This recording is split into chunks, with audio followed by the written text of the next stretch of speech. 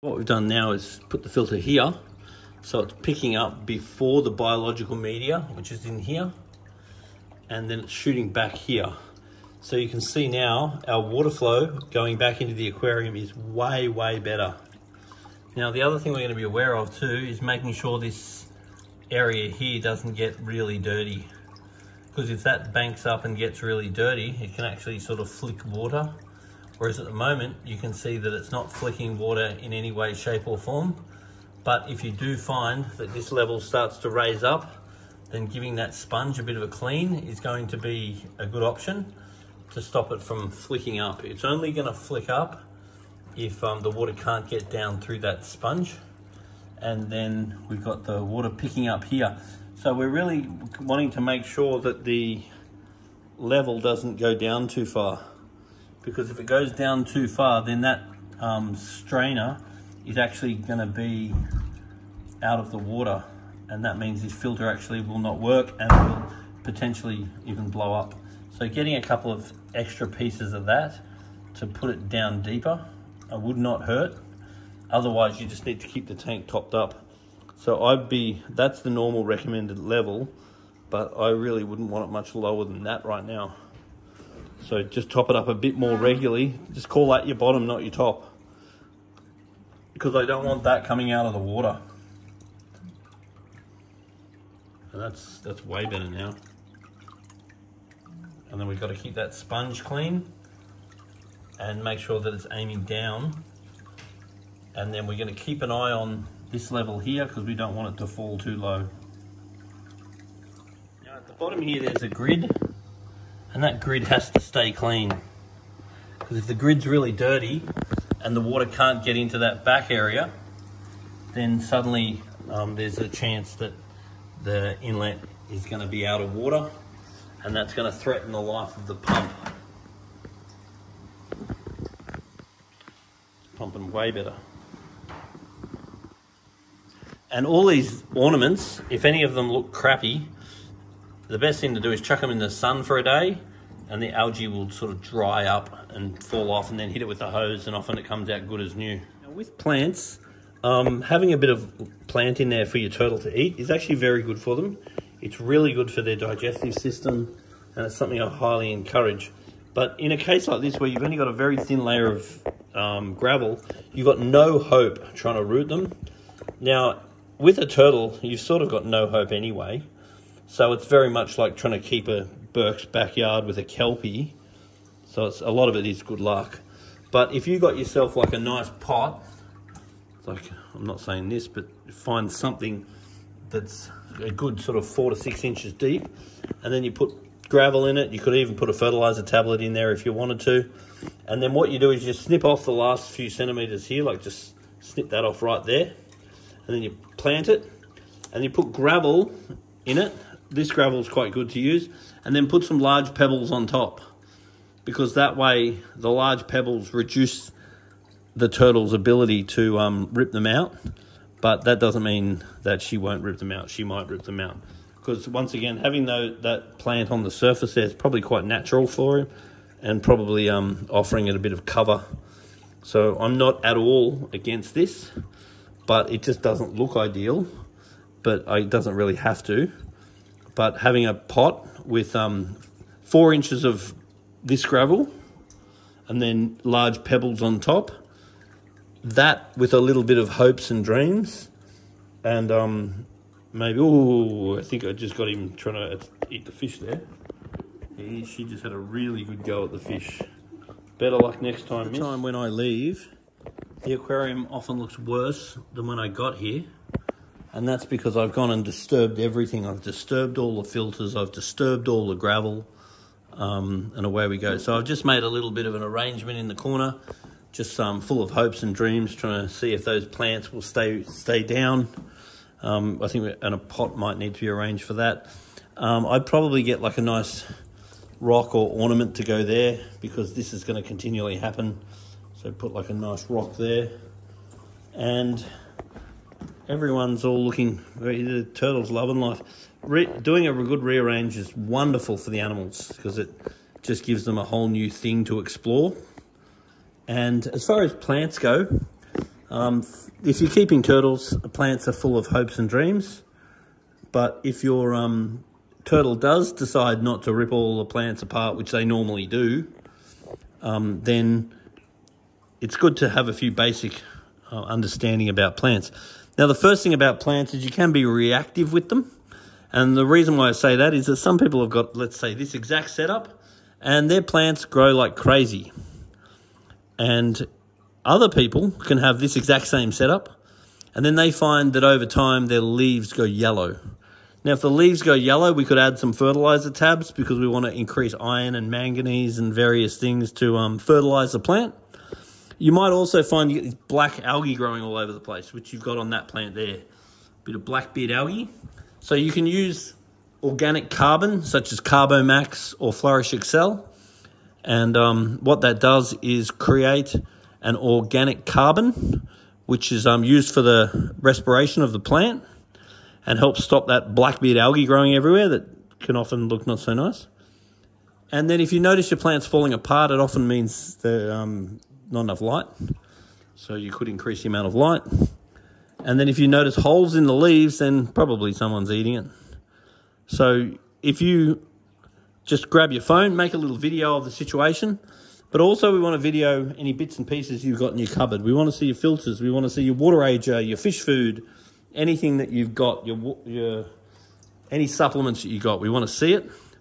And then bring us a water sample and we can have a look at what's going on and we can test the water and we can see if there's anything we could do to improve the situation for the plants or for the fish.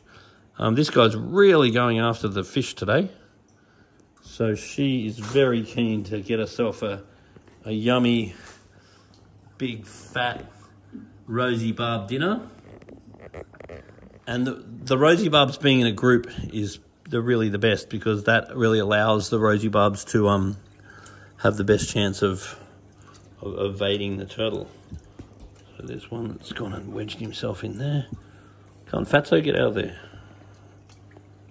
He's gone and got scared up into the... Oh, she wants to go back. All good.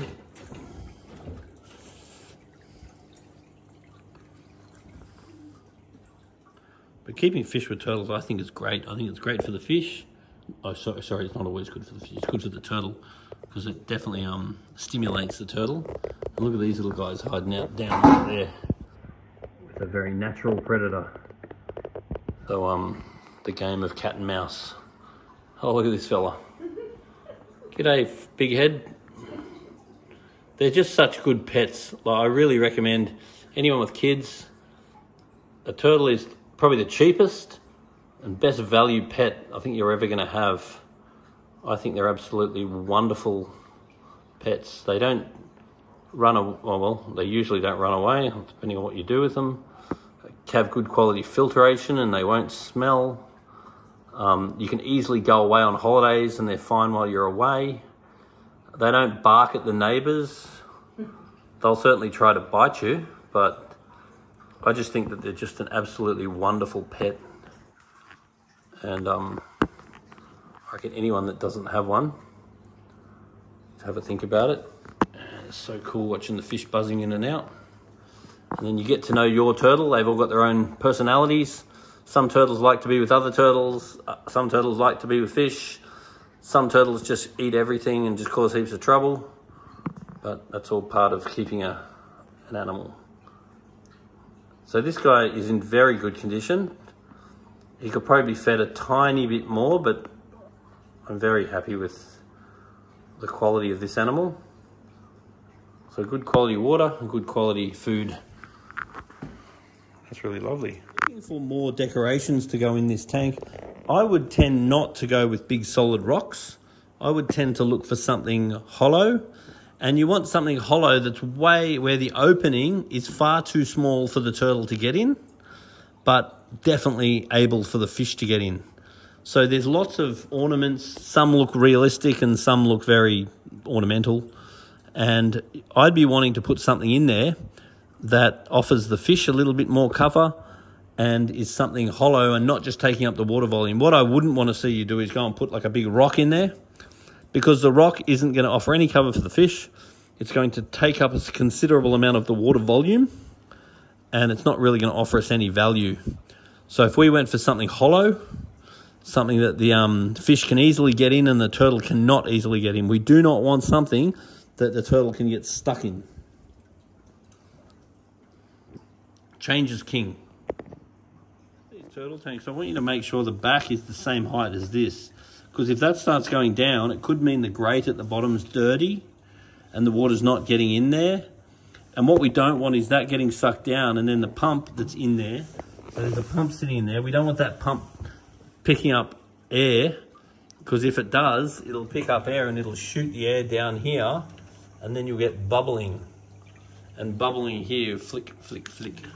So we don't want any of that business. So we want to make sure that sponge is relatively clean by pulling it out and just giving it cleaning water from the fish tank, not water from the tap. And we want to make sure this water in this section stays full. Then everyone's happy and we're not flicking stuff all over the TV. When you're adding water to an aquarium, it's really important that you use WaterAger, because if you're unlucky and they've just refreshed the chlorine in the tap water, you can kill off all your good bacteria and you can get yourself in a lot of trouble. But it's also relative to the amount you fill up. Like, for example, if you just filled up one can and chucked it in there and then tomorrow did another one, the use of WaterAger is not very important, because you're putting such a tiny amount of potential chlorine. The water in that diffuses very well and it's not really a problem. But if you're going to go fill up a fair bit, then suddenly this is a big problem, because your concentration of chlorine is going to be much higher. So just make sure that you add WaterAger to any new water, and that way you're not risking the chlorine. And so what you do is you fill the bucket up with water, add like a ml or two of the WaterAger, which is this one here, and then that will get rid of any chlorine and chloramone out of the water instantly. And no, you don't drink it. If you Google fat turtle, because it's important to know whether your turtle is skinny or fat, is that in this little section where the legs are, if you see the flesh all sort of bulgy, then you may find that the turtle is eating too much. So it's the fleshy bit around the leg that you sort of get an idea. Looking at this guy, I think this guy actually looks quite good. If there was no sort of fat around that area, then I would be worried about it not being fed enough. So it's good just to Google skinny turtle, fat turtle, and just get a little bit of an idea of what your animal should look like. I'm suggesting this guy is looking actually very good. But if you saw around where the legs connect to the shell and you saw that all fat and puffy, then you probably want to put it on a bit of a diet. But at the same time, if you're looking in that area around where the feet connect, if that looks pretty emaciated, then maybe you're not feeding enough. And you can even notice underneath the shell can even become a little bit convexed, or whatever the word is for that. So otherwise, if in doubt, make a video of the turtle and show it to someone that's actually a turtle expert. Not saying that I claim to actually be a turtle expert, by the way. But she looks really good.